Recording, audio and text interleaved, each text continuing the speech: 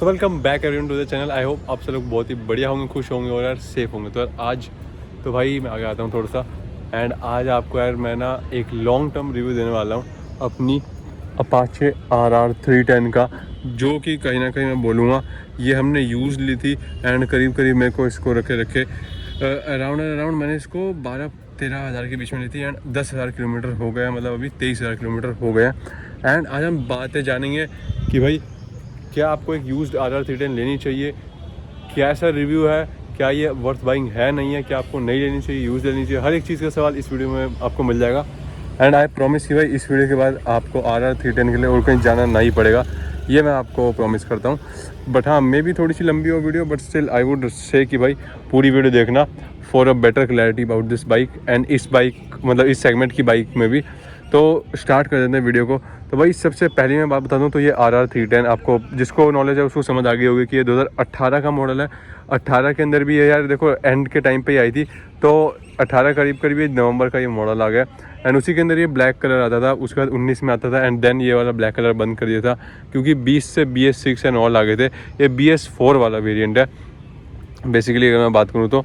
And आज भी जो एंथुजियास्ट है ना, बहुत सारे लोग स्पेशली ये वाला कलर एंड स्पेशली ये वाली बाइक को ही मांगते हैं, क्योंकि BS6 के अंदर ना एक तो ये जो ये स्क्रीन है TFT, फर्स्ट टाइम जब इन्होंने ये वाली स्क्रीन दी थी ना, मैं इसकी की लगा के दिखाता हूँ, तो लोगों को ये पसंद नहीं आई थी, राइट।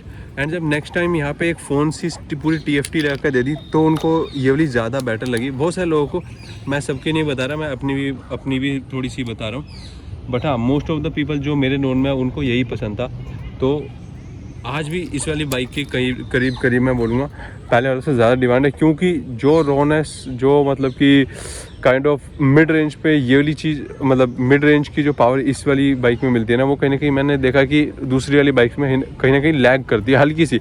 ये मेरा ओपिनियन है क्योंकि मैंने दोनों बाइक चला के देखी है, उस वजह से मे भी हो सकता है कि क्योंकि हमने जो ये बाइक मतलब हमने इस बाइक को प्रॉपर्ली टेस्ट कर रखा है and A to Z parameter में, और हमने काफ़ी अच्छे से मेंटेन करके रखा है, तो मे भी हो सकता है कि हमारी बाइक कहीं ना कहीं उनको थोड़ी आउट परफॉर्म कर दी हो। एंड क्योंकि BS6 के नॉर्म्स होते हैं तो करीब थोड़ा सा पावर का डिफरेंस आ रहा हो। बट हाँ, ये वाली बाइक अभी भी मैंने जितने से भी पूछे कहीं ना कहीं उनको ये वाला मॉडल, ये वाली बाइक अगर मेंटेन मिलती है तो वो लोग उस पर ज़्यादा जाने को पसंद करते हैं। अगर हम बात करें ना उस टाइम की, मतलब 2018-19 की भी, तो उस टाइम ये बाइक एक फ्लैगशिप बाइक होती थी TVS की तरफ से, विच इंडिकेट कि भाई इसके अंदर मोस्ट ऑफ द फीचर आते थे। बट TVS ने उस टाइम पे इसको ऐसा बनाया था कि भाई ये सब बाइकों को आउट परफॉर्म करती थी। 33 bhp आती थी।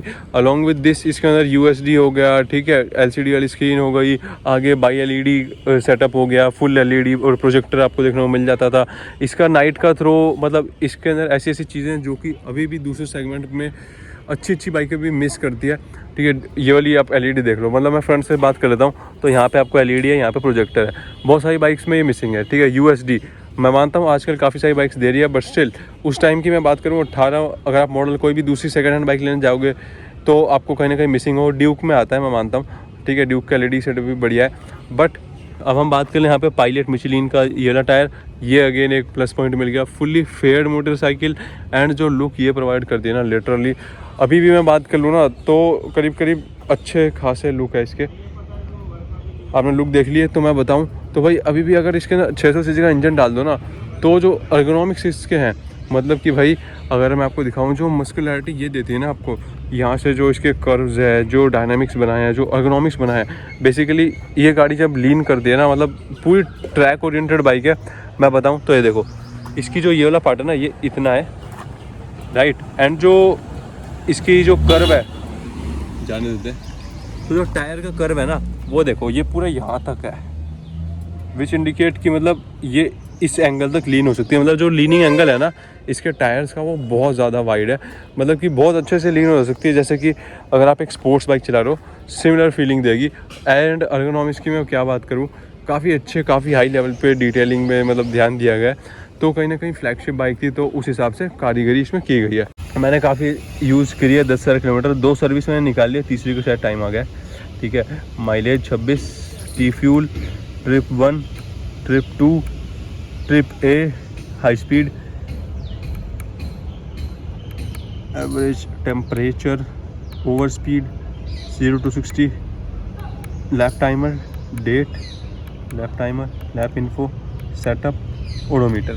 तो मैं ये क्यों दिखा रहा था, क्योंकि भाई मैं ये बता रहा था कि इसके अंदर फीचर्स जो इस वाले क्या कहते हैं इंफोटेनमेंट में मिलता है ना, मतलब कि इस वाली स्क्रीन में मिलता है, वो आज भी बहुत सारी बाइकों में मिसिंग है। जैसे कि भाई एवरेज, हाई स्पीड, आप मैं बोलूँगा जैसे इस प्राइस रेंज की मैं बात करूँ ना, तो बहुत सारे फीचर इसके अंदर ऐसे हैं जो कि आपको दूसरे में नहीं मिलेंगे। ठीक है, तो मैं उस टाइम बेनेली भी देख रहा था, बट स्टिल मैं सोचा कि फ़र्स्ट ऑफ ऑल एक ऐसी बाइक लेके ली जाए जिससे कि मेरे को आगे बड़ी बाइक चलाने में ज़्यादा इशू ना आए, मतलब मैं अडेप्ट हो जाऊँ एंड लेटर ऑन मैं धीरे धीरे ग्रेजुअली अपना मूव करता रहूँ बार्स। तो ये था, तो इस वजह से मैं इस पर गया, क्योंकि कहीं ना कहीं सीसी के हिसाब से पावर सही लगी मेरे को, पावर टू वेट रेशियो भी अच्छा था। Along with this bike fully fed थी, तो मेरे को करीब हाई स्पीड पे काफ़ी अच्छा इसका रिस्पॉन्स रहा। इस वजह से मैं इस पर गया था। थोड़ा बहुत मेरे को पता था, थोड़ा बहुत लेने के बाद और पता चला। अब मैं बता दूँ, जब मैंने ली उसके बाद क्या हुआ, उसके बाद देखो मैंने सबसे पहले तो सर्विस करवाई लेते ही।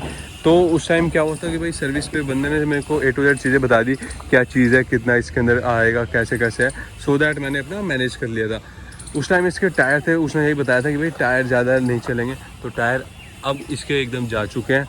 ठीक है, एंड पीछे वाला तो उस टाइम नया ही था, तो वो अभी भी काफ़ी बचा हुआ है।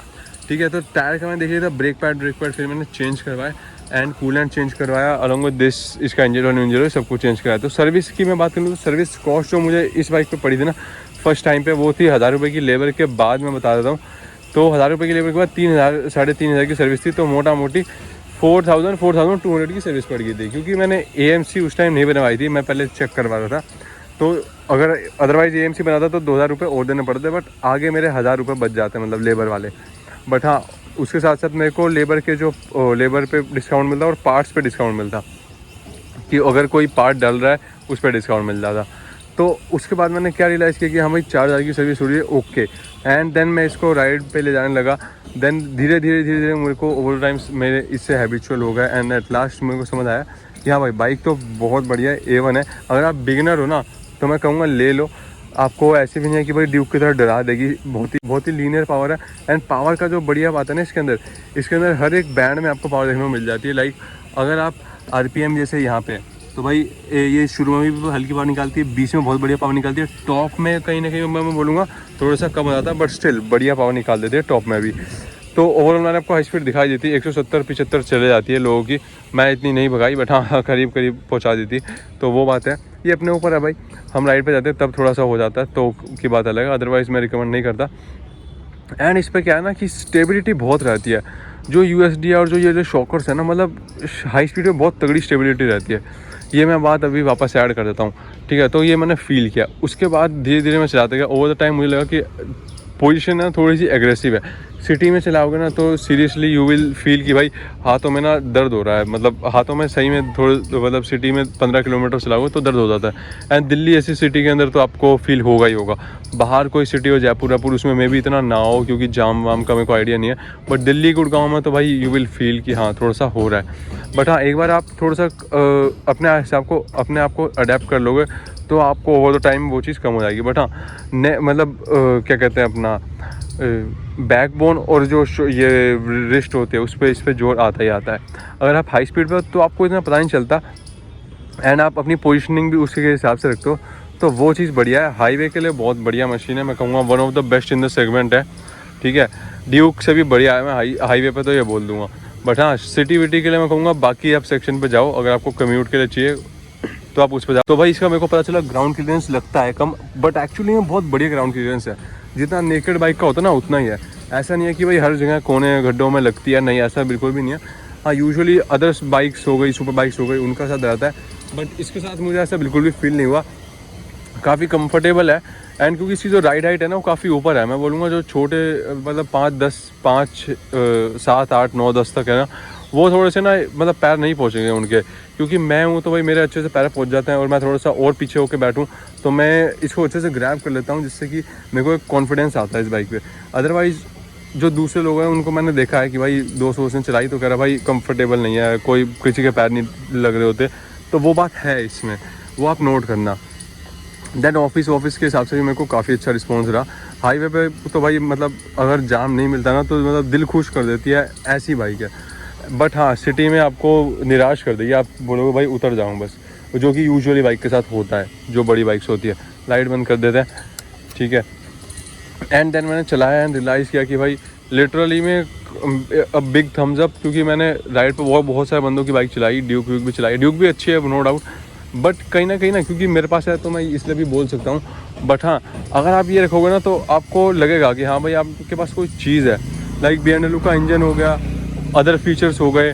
ड्यूक वाले कहीं ना कहीं ये मिस आउट करते हैं अंदर, मेरे को पता है, बट स्टिल इसके पास काफ़ी सारे एडवांटेजेस हैं। बट आखिरी में मेरे को पता चला कि भाई जैसे मेरे एक दोस्त के पास होंडा CBR 650 आर थी, तो उसने अपनी सर्विस बताई कि मेरी सर्विस 4000 में हो जाती है। मैंने कहा यार मेरी भी इतने में होती है, तो वो बात लगी। फिर पहले मेरे को एक्सपेंसिव नहीं लगती थी, बट जब मैंने कंपेयर कर लिया तब मुझे लगने लगा कि हाँ भाई सर्विस एंड पार्ट्स में इसका बहुत ज़्यादा दिक्कत है। जैसे फ्रंट डिस्क पैड मैं बता दूँ तो 2500 के फ्रंट डिस्क पैड थे, ठीक है, वो भी बस खाली अलग से, और वो भी डिस्काउंट के बाद। अगर आप लेबर एंड पार्ट लगाते हैं तो 3500 के डिस्क पैड पड़ते हैं, करीब 4000 का इंस्टॉलेशन का खर्चा आता था बस बस डिस्क पैड को चेंज करने का। पीछे की बात कर लूँ तो 5-6 आप में लगा लो, तो ये होता है। बट देन आई रियलाइज़ कि हाँ भाई है तो गाड़ी के अंदर है, बट हाँ ये है कि इसके पार्ट चलते लंबे हैं। जैसे डिस्क पैड मेरे गए थे, अगर आप ज़्यादा दबाओगे तो 10,000 रुपये उड़ जाएंगे, कम दबाओगे आराम से लागो तो थोड़ा ज़्यादा चल जाएंगे, तो ये है। बट स्टिल मैंने कहीं ये देखा कि कहीं ना कहीं थोड़ी सी मैं मेंटेनेंस एक्सपेंसिव साइड पे है। बट हाँ ओवरऑल मैं बताऊँ जस्टिफाइड है, होना भी चाहिए ऐसी बाइक के लिए, क्योंकि ये वाले लुक्स और जो ये वाली फील है ना बिग बाइक फील, वो कहीं और आपको नहीं मिलने वाली। एंड लिटरली TVS ने बहुत ही बढ़िया काम किया है।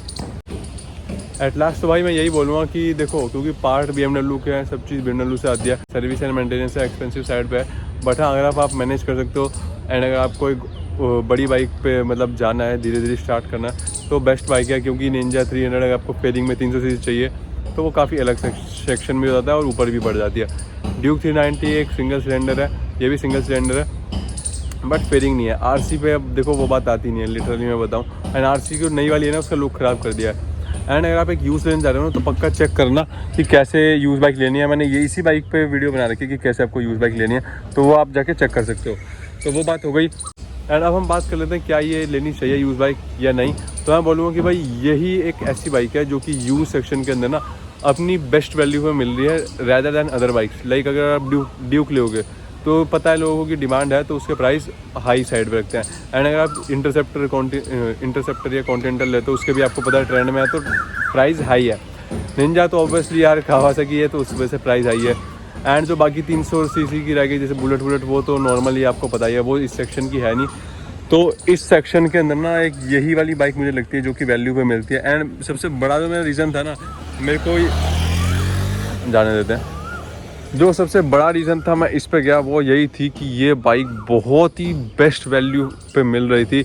मान लो अगर आप एक नई 200 सीसी की अपाचे लेने जाते हो तो आपको 2.5 लाख या फिर 1.60 तक की पड़ जाती है वो टॉप वेरिएंट। बट वहीं पे आपको 2.5 से मतलब 1.5 इसका मतलब 2018 का मॉडल है तो इतना है। एंड 2019 है तो 1.60 या 1.70 अच्छी कंडीशन की तो 1.70 देने में भी कोई बुराई नहीं है। तो अगर आपको 1.70 में ये बाइक मिल रही है ना, एंड भाई अगर आपका बजट 2 लाख तक का है, ठीक है, आप नई बाइक लेने जा रहे हो, मैं बोलूँगा ये ट्राई करो। थोड़ा सा मेंटेनेंस है अगर आप अफोर्ड कर पाते हो तो it is a must try, आपको कंप्लीट एंथुजियाज्म दे देगी। थोड़ी सी शुरू में आपको लगेगा कि यार ये क्या है, वाइब्रेशन थोड़ी अटपटी सी लगेगी, बट धीरे धीरे आपको बहुत मज़ा आने लगेगा। एंड यू विल फील कि भाई क्या बीस्ट मैंने ले रखी है, आपको सही में दिल से खुशी हो जाएगी। ये मेरा एक्सपीरियंस था इसके साथ। बट हाँ वही है कि एंथुजियास्ट हो तो ऑब्वियसली हर एक बाइक आपके लिए बढ़िया होगी। बट हाँ कहीं ना कहीं जितनी बाइकें मैंने चलाई है ना उसमें से मुझे अभी तक के लिए ये बहुत ही मतलब एक अलग सी चीज़ लगी है, तो वो मैं आपके साथ शेयर करना चाह रहा था। तो दैट्स वाई मैंने ये बनाया। अदरवाइज़ तो आपको पता ही है मार्केट इज़ फुल ऑफ, मैं बोलूँगा कि भाई स्कैम है, हर बंदा अलग अलग कुछ तरीके ढूंढ रहा है आपको लूटने के। तो दैट्स वाई अगर आप एक लेने जा रहे हो ना यूज़ बाइक तो देख के लेना। एंड अगर आप एक ये नई बाइक भी लेने जा रहे हो ना तो मैं बोलूँगा कि भाई नई में अगर आप ये नई लेने जा रहे हो तो मुझे नई पे देखो, नई में फीचर्स ऐड ऑन हुआ है वो मैं मानता हूँ, बट नई बाइक पे ना इतना मुझे लगता नहीं कि नई बाइक ईयरली लेना इतनी वैल्यू फॉर मनी रहेगा। क्योंकि ईयरली बाइक लोग लेते हैं थोड़े दिन में, जिसको सही लगती है वो रख लेता है, जिसको नहीं लगती वो हटा देता है। क्योंकि ये बाइक मांगती है अडेप्टेबिलिटी, या तो आप इसके साथ अडेप्ट हो जाओ तो ही आपको मज़े देगी।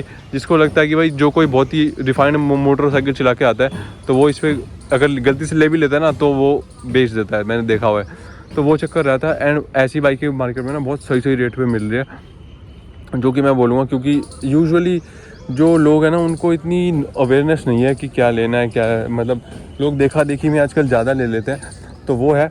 बट हाँ, ये बाइक लिटरली बहुत बढ़िया है, क्योंकि अभी इसकी अब तो इसकी सेल भी काफ़ी अच्छी जा रही है, मतलब पहले से नंबर्स बढ़े ही हैं। तो वो था, ये था मेरा कंक्लूजन। बाकी आपके कोई भी डाउट हो, कोई भी क्वेश्चन हो, या कुछ भी आपका सजेशन हो, या आपने भी चलाई हो, तो मेरे को कमेंट में बताना। मैंने A to Z चीज़ आपको बता दी है, कुछ और हो तो मेरे को कमेंट करना। तो यार आज के लिए इतना ही रखते हैं, बट इतना बिल्कुल भी नहीं, आगे मिलेंगे आपसे आगे आने वाली वीडियो में। टिल देन सी बाय और टेक केयर।